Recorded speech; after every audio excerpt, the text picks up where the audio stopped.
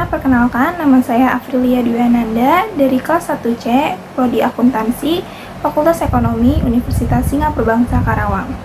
Tujuan saya membuat video ini yaitu untuk memenuhi tugas UTS mata kuliah pengantar literasi digital dengan dosen pengampu Bapak Ade Andri Hendriadi.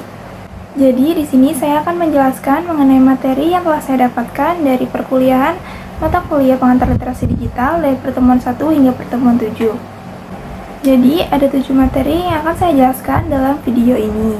Materi pertama yaitu internet, materi kedua yaitu sistem operasi, materi ketiga yaitu aplikasi pencatatan keuangan, materi keempat yaitu perangkat input-output, materi kelima yaitu perangkat media penyimpanan, materi keenam yaitu peran teknologi masa depan dalam bidang akuntansi, dan materi terakhir yaitu perangkat jaringan komputer.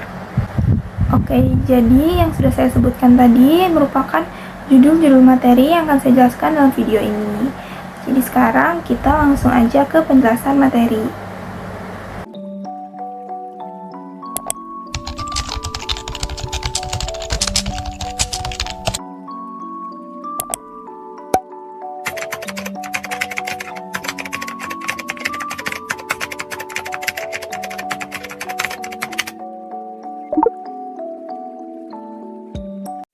Internet merupakan kepanjangan dari Interconnected Networking yang mempunyai arti hubungan komputer dengan berbagai tipe yang membentuk sistem jaringan yang mencakup seluruh dunia. Dengan melalui jalur telekomunikasi seperti telepon, radio link, satelit, dan lainnya. Istilah internet berasal dari bahasa Latin inter yang berarti antara.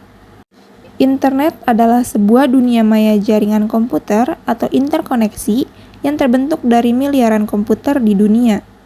Internet merupakan hubungan antar berbagai jenis komputer dan jaringan di dunia yang berbeda sistem operasi maupun aplikasinya, di mana hubungan tersebut memanfaatkan kemajuan media komunikasi.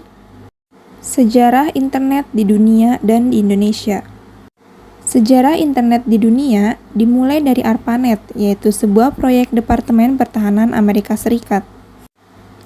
Pada tahun 1969, dilakukan sebuah riset yaitu bagaimana cara menghubungkan suatu komputer dengan komputer lainnya atau membentuk suatu jaringan. Di tahun 1970, mereka berhasil menghubungkan lebih dari 10 komputer yang membentuk jaringan. Kemudian tahun 1973, jaringan ARPANET mulai dikembangkan di luar Amerika Serikat. Sejarah internet berlanjut ketika komputer di University College di London ikut bergabung dengan jaringan ARPANET. Di tahun-tahun selanjutnya, jaringan ini semakin berkembang. Pada tahun 1982, karena banyaknya komputer yang bergabung, maka dibutuhkan sebuah protokol resmi yang menghubungkan semua komputer dan jaringan, dan dibentuklah TCP atau IP. Di tahun 1984, kemudian diperkenalkan sistem penamaan domain yang dikenal dengan DNS atau Domain Name System. Internet kemudian tumbuh secara pesat di tahun 1990-an. Sedangkan sejarah internet di Indonesia, berdasarkan catatan Huis, Arin, dan Apnik, protokol internet atau IP pertama dari Indonesia, UINetLab, didaftarkan oleh Universitas Indonesia pada 24 Juni 1988. Sekitar tahun 1994, mulai beroperasi Indonet yang dipimpin oleh Sanjaya. Indonet merupakan ISP komersial pertama Indonesia. Pada saat itu, Indonet melakukan sebuah langkah yang cukup nekat, yaitu dengan menggunakan dial-up sebagai sambungan awal ke internet. Lokasi Indonet masih di daerah Rawamangun di Kompleks Dosen UI. Pada tahun 1995, pemerintah Indonesia melalui Departemen Pos Telekomunikasi menerbitkan izin untuk ISP yang diberikan kepada Indonet yang dipimpin oleh Sanjaya dan Ratnet pimpinan BRM, yaitu Roy Rahajasa Yamin. Mulai 1995, beberapa BBS di Indonesia seperti Clarissa menyediakan jasa akses telnet ke luar negeri. Dengan memakai remote browser links di AS, maka pemakai internet di Indonesia bisa akses internet. Internet mempunyai banyak sekali manfaat, salah satunya dalam dunia pendidikan. Manfaat internet dalam dunia pendidikan, khususnya dalam menunjang pembelajaran, tidak diragukan lagi. Sumber-sumber belajar berupa artikel ilmiah, buku, laporan penelitian, bahan ajar siap pakai, dan media interaktif cukup banyak tersedia. Manfaat lainnya adalah kita dapat berkomunikasi secara individual atau secara massa dan dapat dilakukan di mana saja di seluruh dunia hanya dalam waktu beberapa detik saja. Kita juga dapat menyebarkan informasi yang kemudian bisa diakses dari mana saja di seluruh dunia dalam waktu yang sangat singkat. Internet telah banyak membantu manusia dalam segala aspek kehidupan sehingga internet mempunyai andil penuh dalam kehidupan sosial. Internet sebagai media komunikasi merupakan fungsi internet yang paling banyak digunakan di mana setiap pengguna internet dapat berkomunikasi dengan pengguna lainnya di seluruh dunia. Kemudahan memperoleh informasi yang ada di internet sehingga manusia tahu apa saja yang terjadi. Bisa digunakan sebagai lahan informasi untuk bidang pendidikan, kebudayaan, dan lain-lain.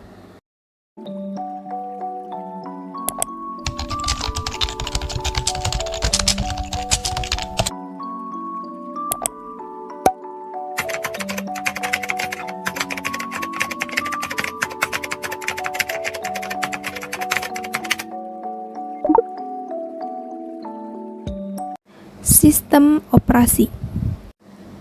Sistem operasi adalah perangkat lunak atau software yang dapat mengontrol dan mengatur perangkat keras atau hardware dan juga bisa untuk menjalankan program suatu aplikasi. Sistem operasi komputer menerapkan sistem operasi khusus yang dirancang sedemikian rupa. Secara umum, sistem operasi merupakan perangkat lunak pada lapisan pertama yang ditempatkan pada memori komputer pada saat komputer dinyalakan. Sebelum adanya sistem operasi, komputer hanya menerapkan sistem sinyal analog dan sinyal digital. Namun seiring berkembangnya pengetahuan dan teknologi, sampai saat ini terdapat berbagai sistem operasi dengan keunggulan masing-masing. Sistem operasi memiliki tujuan menjadi penghubung antara pengguna mesin dengan perangkat yang dimiliki oleh mesin tersebut. Selain tujuan tersebut, sistem operasi juga memiliki tujuan-tujuan lainnya yang secara umum dapat dijabarkan sebagai berikut. Yang pertama, melakukan efisiensi. Sistem operasi bertujuan agar memungkinkan sumber daya yang ada di komputer dapat digunakan secara efisien. Yang kedua, memberi kemudahan. Adanya sistem operasi memberikan kemudahan pada komputer untuk digunakan oleh para penggunanya. Dan yang ketiga, ada kemampuan untuk berevolusi. Tujuan sistem operasi yakni menerapkan fungsi-fungsi baru sistem komputer, karena sistem operasi bisa disusun dan direncanakan untuk pengembangan atau pengujian yang efektif. Fungsi utama sistem operasi untuk mengelola seluruh program dan aplikasi yang dapat dijalankan oleh komputer atau gawai. Selain fungsi utama tersebut, sistem operasi juga memiliki fungsi-fungsi lainnya, yaitu sebagai berikut. Yang pertama, sistem operasi bisa berguna sebagai booting, yaitu proses awal menyalakan sistem pada komputer. Proses ini biasanya terjadi ketika proses awal menyalakan komputer. Yang kedua, sebagai manajemen memori, yaitu untuk mengontrol dan mengordinasikan aplikasi komputer dan mengalokasikan ruang penyimpanan program. Yang ketiga, sebagai loading dan execution, yang akan memuat dan memulai program yang kemudian menjalankan program tersebut sampai terbuka dan berjalan dengan normal. Yang keempat, ada keamanan data. Sistem operasi juga memiliki fitur-fitur menjaga keamanan data dan program komputer pengguna. Yang kelima, sebagai manajemen disk, yakni mengelola semua drive yang terpasang di komputer, termasuk pada hard driver, driver disk optik, dan lainnya. Fungsi ini juga dapat digunakan untuk membagi disk, memformat driver, dan lainnya. Yang keenam, sebagai manajemen proses. merupakan sistem operasi yang dirancang untuk mengalokasikan sumber daya ke berbagai proses komputer, memungkinkan untuk berbagi informasi, menyinkronkan, dan melindungi perangkat. Yang ketujuh, itu berfungsi sebagai mengontrol perangkat. Sistem operasi memungkinkan pengguna untuk membuka atau memblokir akses perangkat. Contohnya seperti melepas CD atau DVD, USB, dan berbagai perangkat transfer data lainnya. Yang kedelapan, bisa berfungsi sebagai mengontrol pencetakan dokumen, yaitu untuk mengontrol printer yang terhubung ke komputer. Dan yang terakhir atau kesembilan, yaitu sebagai menampilkan user interface atau UI atau antarmuka pengguna. Ini untuk memungkinkan pengguna untuk memasukkan dan menerima informasi pada komputer seperti perintah diketik, kode, atau format lainnya. Di dalam jenis-jenis sistem operasi, terdapat 3 sistem operasi yang sering digunakan oleh masyarakat. Yang pertama, ada Microsoft Windows. Microsoft Windows menjadi salah satu jenis sistem operasi OS yang banyak dimuat di sebagian besar sistem operasi baru di komputer. Sistem operasi ini telah ada sejak tahun 1980-an. Windows sendiri memiliki beberapa versi dan pembaruan, di antaranya Windows 95, Windows Vista, Windows 7, 8, 10, dan sebagainya. Sistem operasi Windows sendiri berisi panel kontrol, desktop, asisten desktop, dan lainnya. Sistem ini banyak digunakan karena dirasa lebih kompatibel dengan berbagai jenis software lainnya. Namun, perlu hati-hati jika menggunakan sistem ini, karena sistem ini rentan terkena virus. Yang kedua, ada macOS atau Apple macOS. Sistem operasi macOS hanya disediakan untuk komputer dari perusahaan Apple.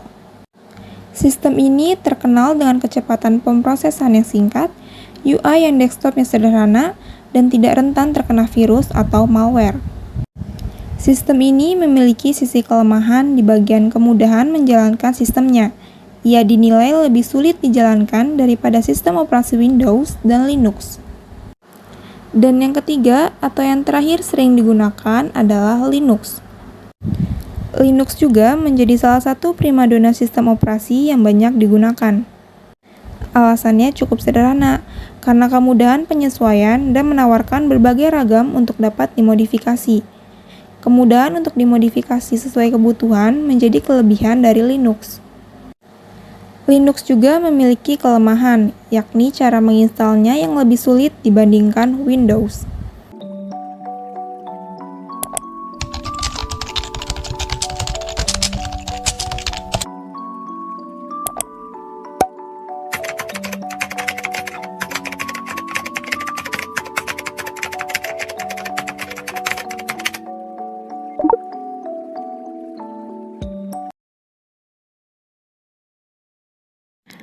Aplikasi keuangan adalah program yang digunakan untuk mengatur keuangan, keperluan pribadi, bisnis, instansi, maupun perusahaan. Aplikasi ini berfungsi untuk memantau alur transaksi keuangan dengan akurat, sehingga dapat mengetahui keuntungan ataupun kerugian bisnis yang sedang dijalankan.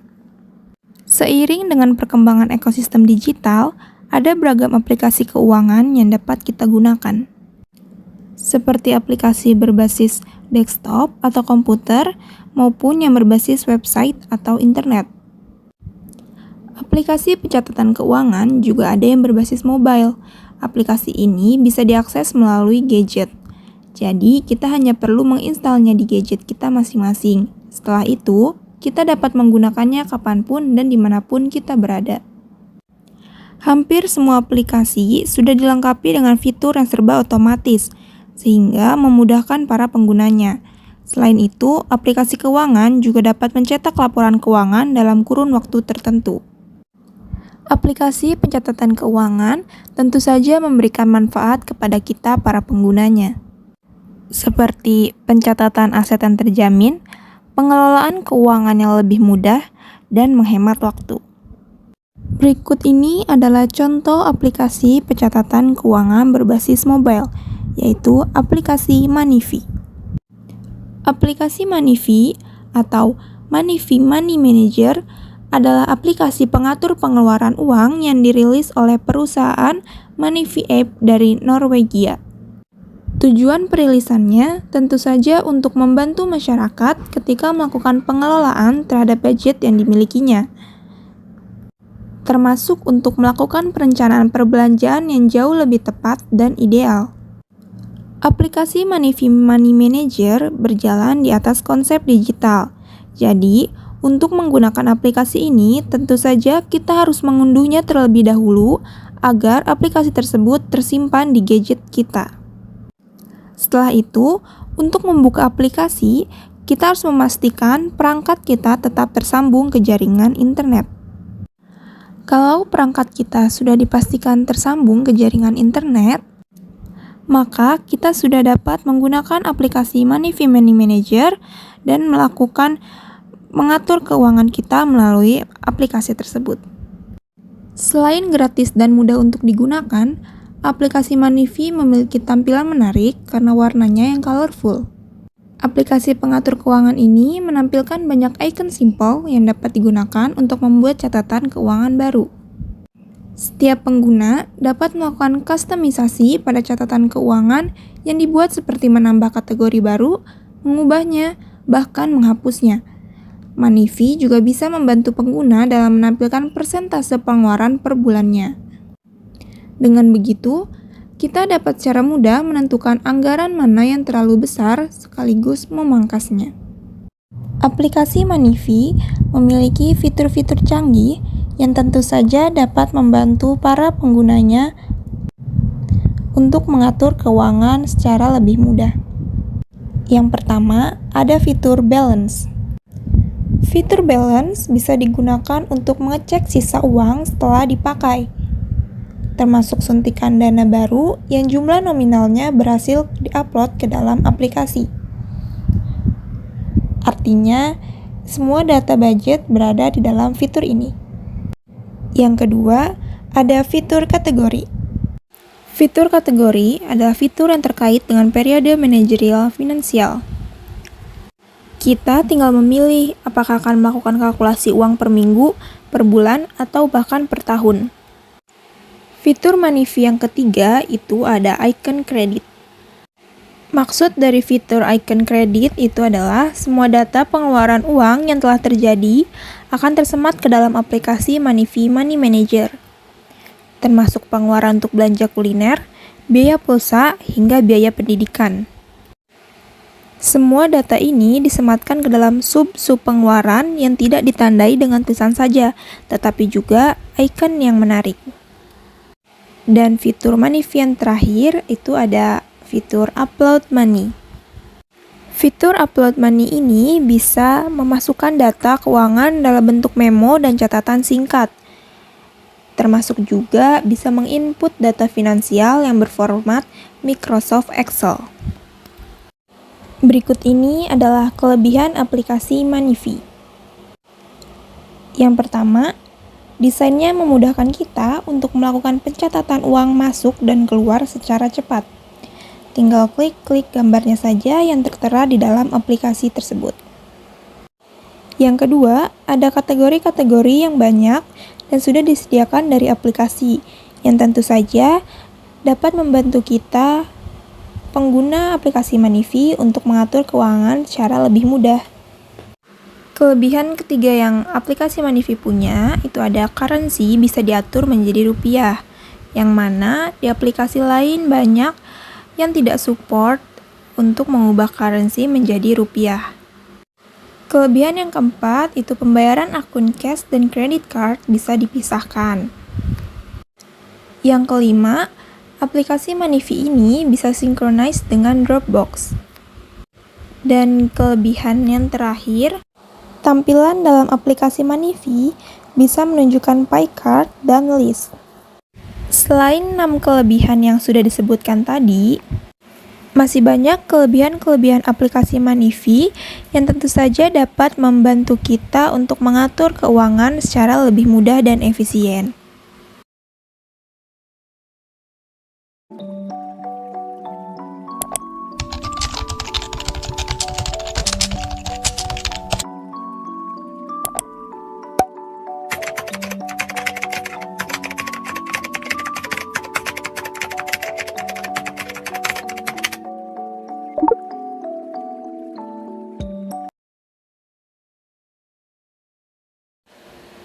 Perangkat input adalah perangkat masukan yang berfungsi untuk memasukkan data dari luar sistem ke dalam sistem komputer.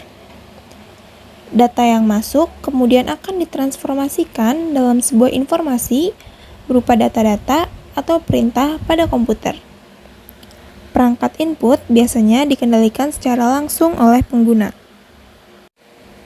Perangkat input digolongkan ke dalam dua kelompok, yaitu perangkat input langsung dan perangkat input tidak langsung. Perangkat input yang pertama ada perangkat input langsung. Perangkat input langsung adalah perangkat yang digunakan untuk memasukkan data secara langsung ke sistem komputer tanpa perlu diterjemahkan oleh operator. Sehingga risiko kesalahannya yang terjadi akan sangat kecil dan waktu masukannya pun relatif lebih cepat. Perangkat input yang kedua ada perangkat input tidak langsung. Perangkat input tidak langsung adalah perangkat yang memasukkan datanya dari luar komputer secara tidak langsung. Artinya, data tersebut perlu dibaca atau diketik terlebih dahulu secara manual, sehingga membuat risiko kesalahannya pun cukup tinggi. Beberapa contoh perangkat input pada komputer antara lain ada keyboard, perangkat piranti seperti mouse, touchpad, touchscreen, trackball, like pen, ada mikrofon, scanner, webcam, dan lain-lain. Berikut ini merupakan salah satu contoh dari perangkat input komputer. Keyboard merupakan alat input komputer yang digunakan untuk mengetik informasi dan mengirimkan setiap instruksi dari setiap tombol huruf, angka, dan simbol yang diketikkan pengguna. Kemudian dikirimkan ke CPU atau Central Processing Unit. Dari perintah tersebut akan diproses menjadi sinyal-sinyal digital agar dapat dijalankan oleh prosesor.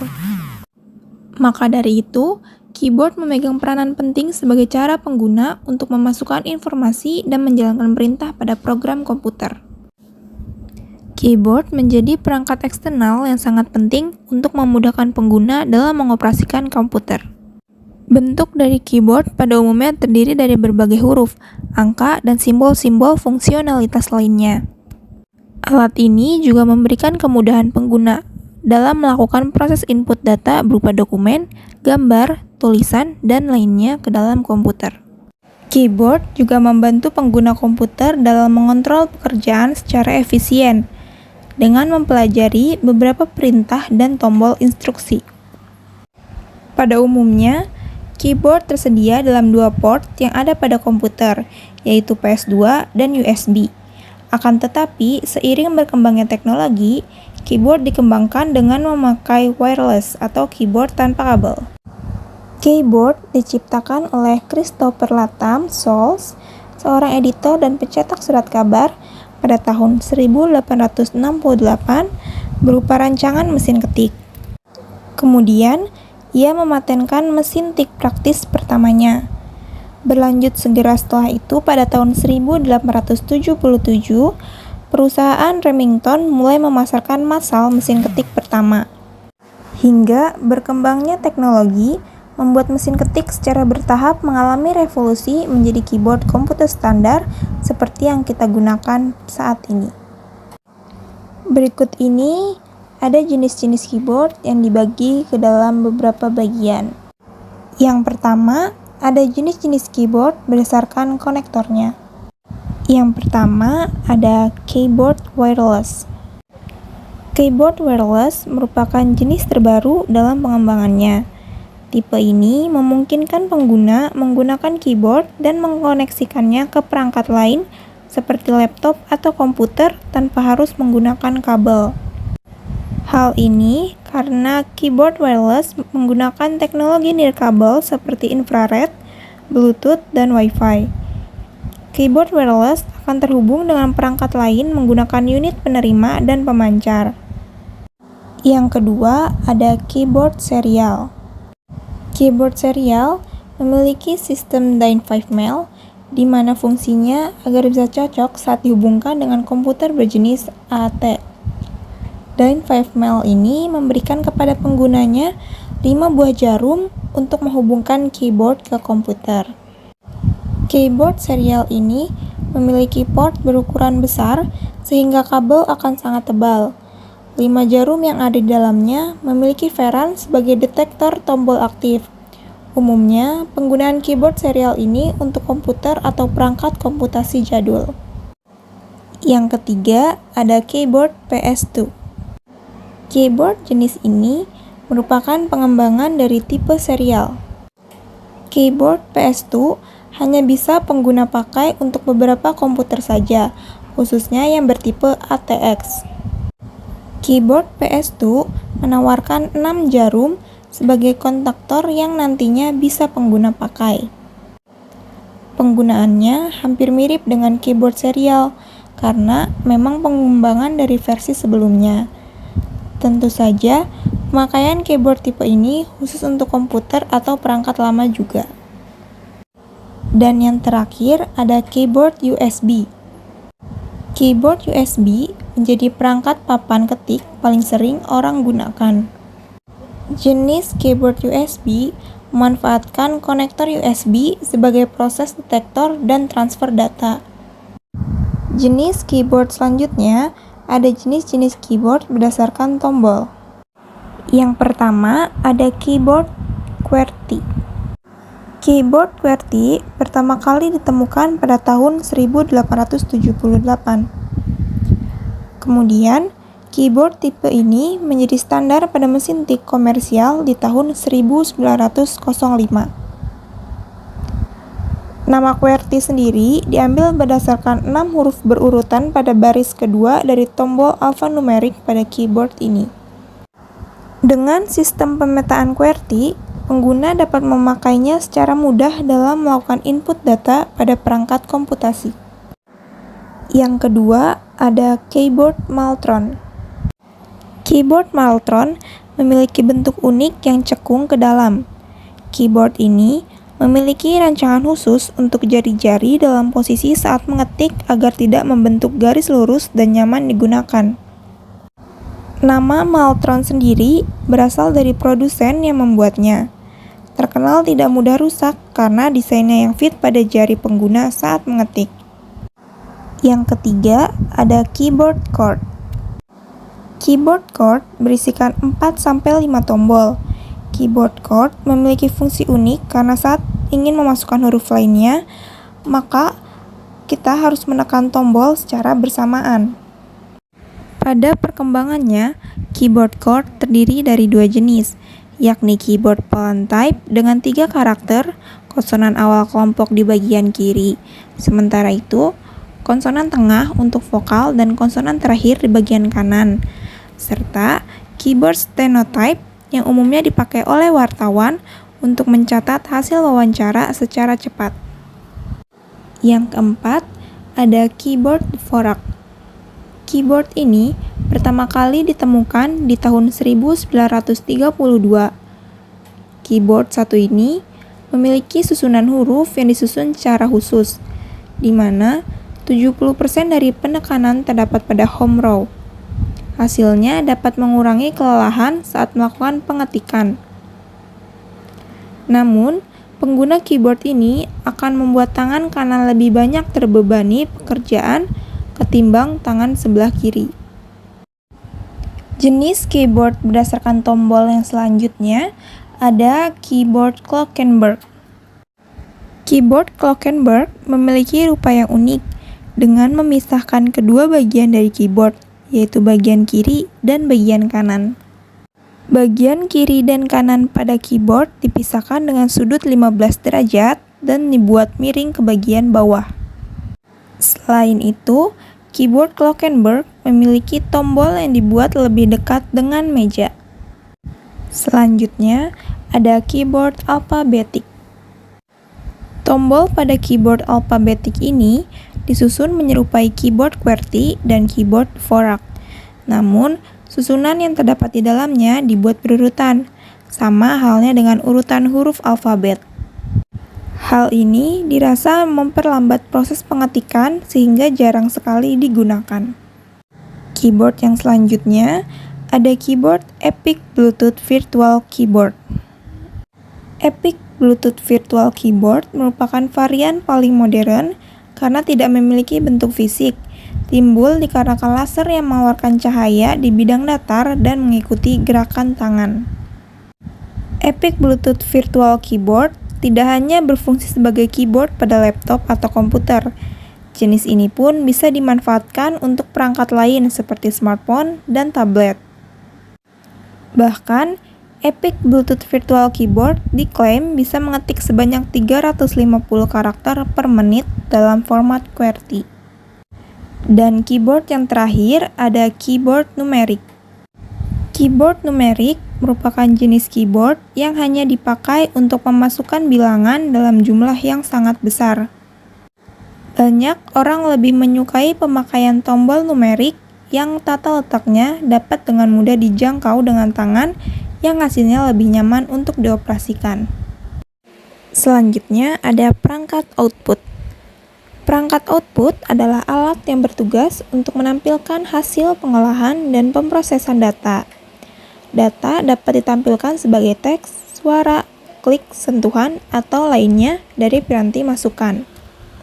Kemudian akan diproses oleh Central Processing Unit atau CPU untuk menghasilkan output berupa tampilan informasi, baik itu berupa teks, audio, gambar, maupun video. Contoh dari perangkat output itu seperti monitor, speaker, printer, amplifier, dan proyektor. Berikut ini merupakan salah satu contoh dari perangkat output komputer. Printer merupakan perangkat eksternal komputer yang dapat menampilkan data komputer dalam bentuk cetakan. Data tersebut bisa berupa teks atau gambar yang dicetak ke dalam media kertas, kain, dan lain sebagainya. Bisa juga diartikan sebagai perangkat elektromekanik yang dapat mengubah data digital berupa teks atau gambar menjadi bentuk fisik. Fungsi printer yang paling utama adalah sebagai perangkat pencetak data digital yang telah diproses oleh komputer. Walaupun untuk saat ini telah banyak perkembangan teknologinya, sehingga fungsi printer tidak lagi sebagai mesin cetak, tetapi juga dapat digunakan untuk men-scan dan juga dapat digunakan sebagai mesin fotokopi. Teknik cetak-mencetak sudah dilaksanakan secara sederhana di Cina pada abad ke-14. Inovasi orang-orang Cina telah berhasil menciptakan tinta dan block printing yang berpengaruh besar terhadap tradisi tulisan. Tetapi, perkembangan teknik cetak di Cina tidak sehebat dengan perkembangan yang terjadi di Eropa. Hal ini terjadi disebabkan alfabet Cina memiliki ribuan ideogram spesifik yang sangat sukar jika diterapkan di mesin tik. Di awal tahun 1950-an, terjadi perkembangan budaya yang sangat pesat di Eropa, yang menimbulkan kebutuhan akan proses produksi dokumen tulisan yang cepat dan murah. Johannes Gutenberg, seorang tukang emas dan usahawan asal Jerman yang berhasil mengembangkan teknologi mesin cetak yang telah mengubah teknik mencetak secara revolusioner. Berikut ini merupakan macam-macam jenis printer. Printer yang pertama ada printer dot matrix. Pada printer dot matrix terdapat beberapa jarum yang berada dalam sebuah panel yang nanti membentuk sebuah pita, sehingga akan menghasilkan titik-titik yang saling terhubung dan membentuk teks pada media kertasnya. Jenis printer ini banyak ditemukan di meja kasir toko atau supermarket. Yang kedua, ada printer thermal.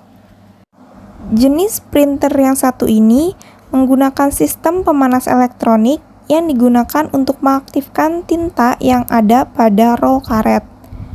Kebanyakan jenis printer ini dibutuhkan untuk mencetak data secara cepat, seperti nota pembelian, laporan transaksi, dan lain sebagainya. Oleh karena itu, jenis printer thermal banyak dijumpai di meja kasir supermarket dan bank. Yang ketiga, ada printer inkjet. Jenis printer inkjet memiliki teknologi yang disebut dengan teknologi door on demand, yaitu teknologi yang dapat menghasilkan titik-titik kecil lewat semprotan tinta dari nozzle. Printer ini banyak ditemukan di instansi-instansi dan rumahan. Jenis printer yang keempat ada printer laser. Printer laser menggunakan teknologi laser yang digunakan untuk menyinari drum toner sehingga akan menghasilkan titik-titik yang membentuk teks atau gambar pada media kertas. Kelebihan dari jenis printer yang satu ini adalah dari segi kecepatan dan kualitas cetakan yang lebih bagus dari jenis printer lainnya. Dan jenis printer yang terakhir ada printer 3D. Printer 3D, cara kerjanya hampir sama dengan printer inkjet. Perbedaannya adalah tinta yang digunakan untuk mencetak menggunakan jenis plastik molten wax. Printer 3D menggunakan teknologi additive manufacturing yang mampu membuat layer-layer sampai membentuk objek 3D dan bukan membuang material seperti halnya mesin cutting.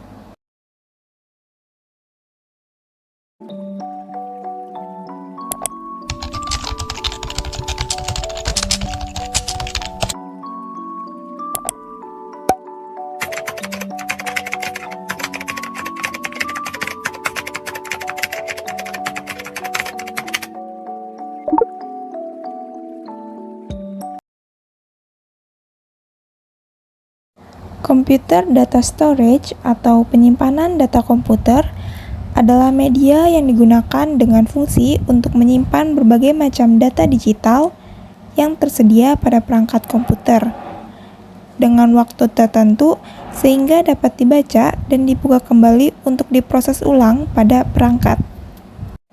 Media penyimpanan komputer terbagi menjadi 3 kategori, yaitu media penyimpanan magnetik, media penyimpanan optikal, dan media penyimpanan awan atau cloud storage. Media penyimpanan magnetik merupakan media penyimpanan yang termasuk ke dalam penyimpanan sekunder yang paling banyak dipakai pada sistem komputer modern. Kelebihan media penyimpanan magnetik itu berada pada kapasitas penyimpanannya. Kapasitas penyimpanan magnetik lebih besar dari media penyimpanan lainnya, bahkan sudah mencapai petabyte dan kecepatan akses datanya tinggi. Namun, kekurangan media penyimpanan magnetik ini harganya lebih mahal jika dibandingkan dengan media penyimpanan lainnya. Selanjutnya, ada media penyimpanan optikal atau optical disk. Penyimpanan optikal adalah media yang menyimpan data komputer yang dapat ditulis dan dibaca dengan menggunakan laser bertenaga rendah. Kelebihan yang dimiliki oleh media penyimpanan optikal yaitu beratnya lebih ringan dari beberapa media penyimpanan magnetic disk. Sedangkan kekurangannya yaitu kapasitas memorinya lebih kecil dari magnetic disk dan jika tergores maka resikonya data tidak akan terbaca. Dan yang terakhir ada media penyimpanan awan atau cloud storage. Media penyimpanan awan merupakan media yang masih tergolong baru. Media ini bersifat online dan tidak menggunakan kapasitas data memori pada perangkat karena mereka menggunakan penyimpanan yang terdapat pada internet. Kelebihan yang dimiliki media penyimpanan awan yaitu tidak memerlukan perangkat untuk menyimpan data. Sedangkan kekurangannya sering terjadi kesalahan pada server dengan risiko data akan hilang dan juga dikenakan akses koneksi data. Peran media penyimpanan data pada perangkat komputer sangat penting karena mereka yang mengatur mengenai berjalannya sebuah proses dan menyimpan data dengan aman. Perangkat media penyimpanan terbagi menjadi 2, yaitu penyimpanan internal dan penyimpanan eksternal. Penyimpanan internal merupakan bentuk memori yang dipasang menyatu dengan prosesor. Letak memori internal berada di dalam perangkat sehingga tidak bisa dilihat secara langsung. Jenis memori ini harus ada dalam setiap perangkat seperti smartphone, komputer, dan laptop supaya sistemnya dapat berjalan. Memori internal berfungsi untuk mengingat riwayat, program atau data yang digunakan selama perangkat beroperasi. Selain itu, memori internal juga berguna untuk menyimpan operating system ke dalam perangkat sebagai pinjaman memori saat menjalankan aplikasi atau software. Selanjutnya, ada penyimpanan eksternal, yaitu bentuk memori berupa perangkat keras atau hardware. Data di dalam memori eksternal dapat disimpan secara permanen sehingga tidak hilang saat komputer dimatikan. Hardware penyimpanan eksternal lebih beragam, mulai dari flash disk, CD, DVD, kartu memori, sampai yang terbaru adalah cloud computing. Beberapa hardware tersebut dapat mendukung operasi baca tulis, tetapi ada pula hardware yang hanya bisa melakukan operasi satu kali penulisan. Berikut ini merupakan salah satu contoh perangkat media penyimpanan. Flash disk adalah sebuah alat penyimpanan data eksternal yang dihubungkan port USB yang mampu menyimpan berbagai format data dan memiliki kapasitas penyimpanan yang cukup besar. Flash disk dapat menyimpan data secara permanen walaupun aliran listrik pada rangkaian flash disk diputuskan. Ini terjadi karena di dalam flash disk terdapat sebuah controller dan memori yang mampu menyimpan data secara permanen walaupun aliran listrik yang ada pada flash disk sudah diputuskan oleh user. Flash disk merupakan perangkat yang dibuat oleh salah satu ahli teknologi asal Jepang yang bernama Fujio Masuoka. Flash disk ini berasal dari teknologi flash memory yang diciptakan pada awal tahun 1980. Perusahaan pertama yang memiliki paten terhadap pembuatan dari flash disk ini adalah sebuah perusahaan dari Israel yang bernama M-System di tahun 1999. Pada tahun 2001, flash disk pertama kali dikenalkan ke publik oleh IBM dari Amerika dengan penyimpanan 8 MB. Di tahun 2002, flash disk banyak diproduksi dengan menggunakan interface USB 2.0 yang memiliki kecepatan transfer hingga 480 MB per second. Setelah itu, di tahun 2010, muncullah interface baru yaitu USB 3.0 yang membuat flash disk bisa melakukan pemindahan data hingga 5 GB per second. Kemudian disusul dengan munculnya USB 3.1 Type-C yang memiliki kemampuan untuk memindahkan data dengan kecepatan 530 MB per second. Selanjutnya, pada tahun 2015, perusahaan pengembang alat teknologi Kingston Digital telah mampu mengeluarkan flash disk dengan satuan terabyte. Flash disk dengan ukuran penyimpanan 1 terabyte dan 2 terabyte tersebut mulai dipasarkan pada tahun 2017. Nama flash disk tersebut adalah Data Traveler Ultimate GT. Flash disk atau USB flash drive berfungsi untuk menyimpan file atau data digital secara portable. File yang disimpan tidak terbatas pada satu jenis, bisa menyimpan gambar, aplikasi perangkat lunak, tulisan, video, dan lainnya pada flash disk. Selain itu, juga dapat digunakan untuk memindahkan file dari satu perangkat ke perangkat lain tanpa memerlukan aplikasi tambahan. Flash disk juga dapat difungsikan sebagai media instalasi perangkat lunak seperti sistem operasi Windows maupun Linux. Dan jika ukuran penyimpanan flash disk besar, ia bisa digunakan sebagai media backup.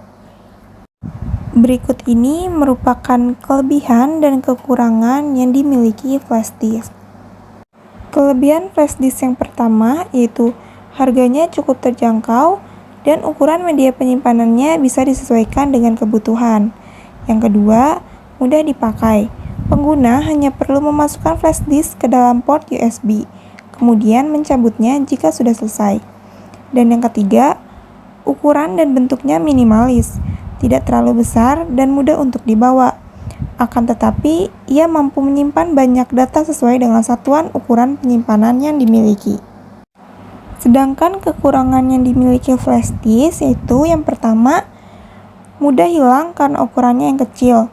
Dan yang kedua, saat terletak di dalam kantong pada baju atau celana, ada kemungkinan terendam air saat lupa mengeluarkannya dari saku tersebut. Jenis-jenis flash disk dibagi ke dalam beberapa bagian. Yang pertama, ada jenis flash disk berdasarkan tampilannya. Yang pertama, ada kartu flash disk. Seperti namanya, bentuk dari flash disk ini terlihat seperti kartu yang sengaja dibuat secara custom. Bahkan, di beberapa flash disk jenis kartu kredit ini juga ditampilkan nama serta nomor pemilik kartu, sehingga semua data pemiliknya jelas tertera di atasnya. Adapun, orang memiliki alasan khusus membuat flash disk custom seperti ini. Namun yang pasti, agar tidak tertukar dengan milik orang lain. Yang kedua, ada flash disk gantungan kunci. USB jenis ini sengaja dibuat dan didesain agar mudah dibawa kemana-mana karena telah dilengkapi dengan gantungan kunci. Flash disk ini tentu sangat berguna bagi mereka yang sering lupa ataupun sering kehilangan flash disk. Yang ketiga, ada flash disk gelang. Flash disk ini terbilang sangat unik karena bentuknya menyerupai gelang yang bisa digunakan di tangan pemakainya. Yang keempat, ada flash disk merek. Jika Anda penggemar berat sesuatu yang bersifat branded, ternyata ada jenis flash disk di luar sana yang menyertakan merek-merek unik. Dan yang terakhir, ada flash disk karakter. Flash disk akan semakin menarik dengan desain-desain lucu dan unik seperti karakter tertentu ataupun figur-figur. Jenis flash disk yang kedua, ada jenis flash disk berdasarkan kegunaannya. Yang pertama, ada security flash disk. Flash disk ini merupakan jenis penyimpanan data yang dilengkapi dengan keamanan untuk perlindungan data yang Anda miliki. Salah satu contoh dari flash disk yang digunakan untuk perlindungan data ini adalah flash disk dari Cryptex. Yang kedua, ada musik flash disk. Musik flash disk cukup umum digunakan. Sesuai dengan namanya, musik flash disk ini merupakan sebuah jenis flash disk yang digunakan untuk menyimpan dan memainkan file musik. Flash disk jenis ini juga bisa digunakan memindahkan musik dari satu device ke device lainnya. Model flash disk musik ini didesain dengan model yang menarik atau ada juga dengan model portable.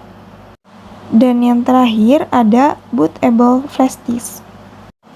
Bootable flash disk merupakan jenis flash disk yang digunakan untuk melakukan instalasi operating system.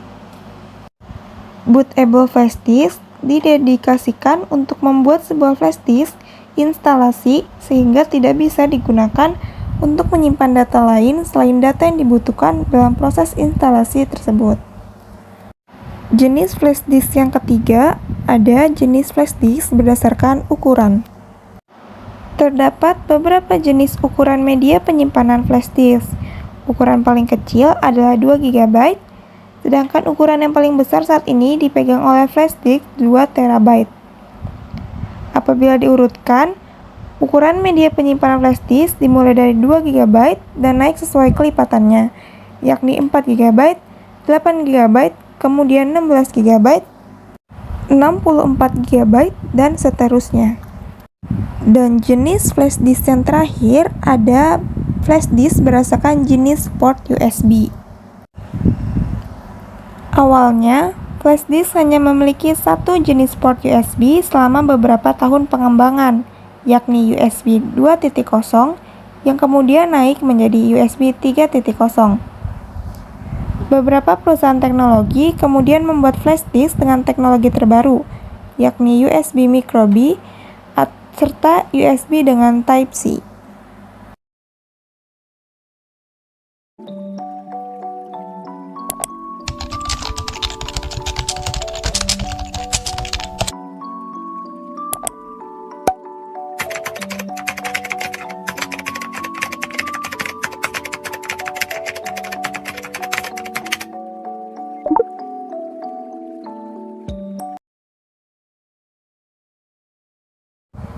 Perkembangan teknologi dan informasi memberikan banyak pengaruh bagi kehidupan sehari-hari.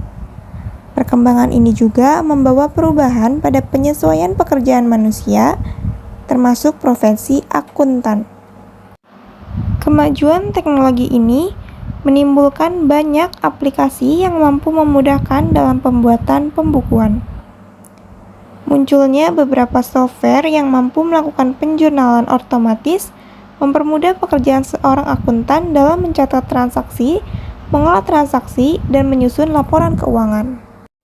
Sebagian orang menganggap dengan ditemukannya berbagai aplikasi yang mampu membantu dalam penyusunan laporan keuangan akan memberikan ancaman tersendiri terhadap profesi akuntan. Mereka menganggap bahwa dengan ditemukannya software tersebut dapat mengurangi jumlah kebutuhan tenaga kerja di bidang akuntansi. Perkembangan teknologi tidak hanya memberikan ancaman, tetapi juga memberikan peluang baru bagi profesi akuntan. Dengan adanya software akuntansi akan membantu untuk mempersingkat proses pembuatan laporan keuangan.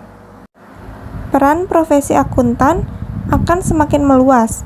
Perusahaan akan tetap membutuhkan akuntansi untuk menganalisis data keuangan dan memberikan pertimbangan kepada perusahaan tentang kondisi keuangan perusahaan. Salah satu peran teknologi masa depan di bidang akuntansi yaitu komputerisasi akuntansi. Komputerisasi akuntansi adalah penggunaan komputer dan perangkat lunak akuntansi untuk mencatat, menyimpan, dan menganalisis data keuangan. Komputerisasi adalah perubahan mekanisme pengolahan data dari manual menjadi otomatis dengan menggunakan media komputer. Fungsi komputer adalah sebagai alat bantu manusia yang dapat memudahkan serta mengefektifkan setiap pekerjaan manusia. Berikut ini merupakan beberapa manfaat dari komputerisasi akuntansi. Manfaat yang pertama yaitu akurasi. Maksud dari akurasi, begitu data dimasukkan ke dalam sistem, semua perhitungan termasuk penambahan dan pengurangan dilakukan secara otomatis oleh perangkat lunak sehingga menjamin keakuratan angka karena tidak ada yang diproses dan dicatat dua kali. Yang kedua, ada otomatisasi. Misalnya, sekali stok barang dikeluarkan dan tercatat, maka faktur akan diproses secara otomatis, membuat pencatatan akuntansi lebih efisien. Yang ketiga, ada akses data. Dengan menggunakan perangkat lunak akuntansi, semakin mudah bagi individu yang berbeda untuk mengakses data akuntansi di luar kantor dengan aman. Manfaat yang keempat, yaitu keandalan. Karena perhitungannya yang sangat akurat, laporan keuangan yang disiapkan oleh komputer sangat andal dan bisa diakses dengan cepat karena menggunakan alat perhitungan yang sudah tersistem. Manfaat yang kelima, yaitu memiliki skala perhitungan. Dengan komputerisasi, segala sesuatunya tetap terjaga karena memilah-milah data menggunakan komputerisasi akuntansi lebih mudah daripada menyaring sejumlah dokumen satu persatu. Manfaat yang keenam, yaitu kecepatan. Dengan menggunakan komputerisasi akuntansi, keseluruhan proses pembuatan akun menjadi lebih cepat. Begitu data diinput, maka berbagai laporan dapat dihasilkan secara langsung semudah menekan tombol yang diinginkan. Manfaat komputerisasi yang ketujuh, yaitu keamanan. Data dapat disimpan secara online sehingga aman dari bencana alam. Jika terjadi bencana, sistem bisa cepat dipulihkan pada komputer lain di lokasi lain pula, sehingga tidak khawatir rusak atau hilang. Yang kedelapan, hemat biaya. Pekerjaan akan dilakukan lebih cepat dan disimpan saat itu juga. Efisiensi waktu adalah harga murah yang didapat dari sistem komputerisasi ini. Dan manfaat komputerisasi yang terakhir yaitu visual. Melihat akun menggunakan komputer memungkinkan Anda mengambil keuntungan dari opsi untuk melihat data dalam format yang berbeda. Anda dapat melihat data dalam tabel dan menggunakan berbagai jenis grafik. Selain memiliki manfaat, penggunaan komputerisasi juga memiliki tantangannya tersendiri. Yang pertama, kurangnya keterampilan teknologi. Adopsi teknologi canggih memerlukan pemahaman dan keterampilan baru yang tidak selalu dimiliki oleh semua profesional akuntansi. Diperlukan pelatihan dan pendidikan yang berkelanjutan untuk memastikan adopsi yang sukses. Tantangan yang kedua yaitu isu keamanan dan privasi data. Semakin banyak data yang dihasilkan dan diolah oleh teknologi, menghadirkan risiko terkait keamanan dan privasi data. Pelindungan yang kuat diperlukan untuk mencegah pelanggaran data dan serangan siber. Dan tantangan yang terakhir yaitu biaya implementasi dan integrasi. Adopsi teknologi canggih bisa memerlukan investasi awal yang besar, terutama dalam hal perangkat keras, perangkat lunak, dan pelatihan. Integrasi sistem yang ada dengan teknologi baru juga bisa menjadi tantangan. Penggunaan komputerisasi akuntansi juga memiliki dampak, baik itu dampak positif maupun dampak negatif. Berikut ini merupakan beberapa dampak dari penggunaan komputerisasi akuntansi. Dampak yang pertama yaitu peran akuntan yang berubah.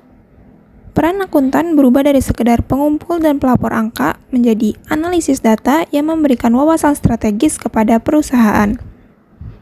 Kemampuan untuk menerjemahkan data menjadi keputusan bisnis yang cerdas menjadi lebih penting. Dampak yang kedua yaitu analisis prediktif dan preskriptif. Teknologi memungkinkan akuntan untuk melakukan analisis prediktif, meramalkan tren masa depan, dan bahkan memberikan rekomendasi tindakan melalui analisis preskriptif.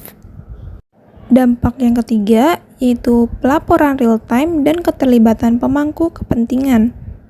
Dengan akses data yang real-time, perusahaan dapat merespons perubahan pasar dengan cepat. Pemangku kepentingan dapat mengakses informasi kunci kapan saja, memungkinkan kolaborasi yang lebih baik. Dan dampak yang terakhir yaitu pengelolaan risiko yang lebih baik. Teknologi memungkinkan identifikasi dini risiko dan peluang bisnis melalui analisis data yang lebih mendalam, memungkinkan perusahaan untuk mengambil tindakan yang sesuai. Jadi, kesimpulan dari peran teknologi masa depan dalam bidang akuntansi yaitu teknologi canggih membawa potensi transformasi fundamental dalam dunia akuntansi. Namun, keberhasilan adopsi teknologi ini memerlukan pemahaman yang dalam tentang tantangan teknis dan dampak yang mungkin timbul. Masa depan akuntansi menjanjikan peran yang lebih strategis dan analitis bagi para profesionalnya. Tetapi, perjalanan menuju sana harus diikuti dengan kesadaran akan perubahan yang mendasar dan kompleksitas yang melekat pada adopsi teknologi canggih. Teknologi tidak menggantikan peran akuntan. Sebaliknya, ia justru mengubah cara akuntan bekerja dan memberikan kesempatan bagi mereka untuk berkembang dalam peran strategis. Akuntan modern perlu memiliki pemahaman yang kuat tentang teknologi dan kemampuan untuk mengintegrasikan data keuangan dengan konteks bisnis yang lebih luas.